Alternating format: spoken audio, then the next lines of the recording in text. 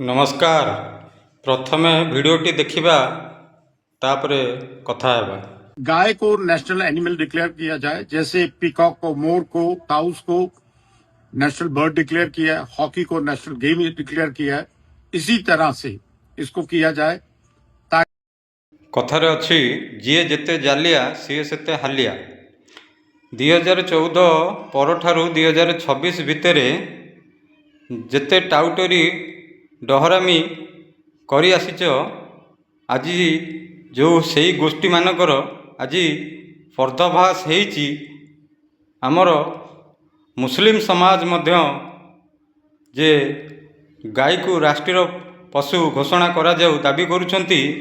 आउ सही संगठन मानक को मोर कहबार जे जो माने कहती जे गाय को रोटी खिलाने वाला और गाय को रोटी के साथ खाने वाला, से माने आज कुआड़े गले से मुस्लिम भाई मानक संगे छिड़ा हवा कथा, जो माने गाय को राष्ट्रीय पशु घोषणा करा जाऊ बोली दाबी करिसंती।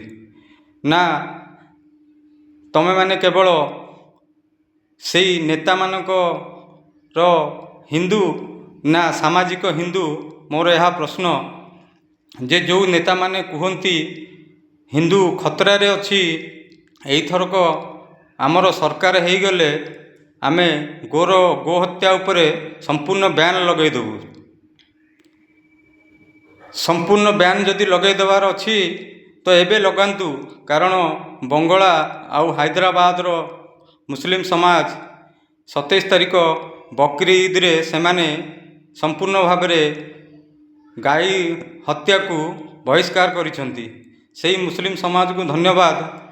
आउ सेमाने आम हिंदू समाज रो जो दाबी थिला से दाबी को समर्थन करिसंती। तो मो कहवा कथा, जो नेता माने धर्मर कथा कहती एक्चुअली से माने रोजी रोटी रोजगार को लुचेबा पई धर्मर कथा कही थांती। कारण धर्मर कथा कौन सी मौलाना कही पारे, कौन सी धर्मगुरु कही पारे, कौन सी पाद्री किंबा कौन सी आपणकर जो धर्म ज्ञान व्यक्ति विशेष माने कहवा उचित होउची।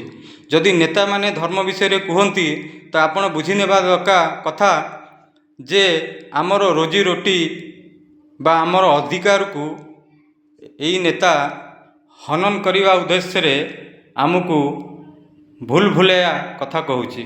धन्यवाद।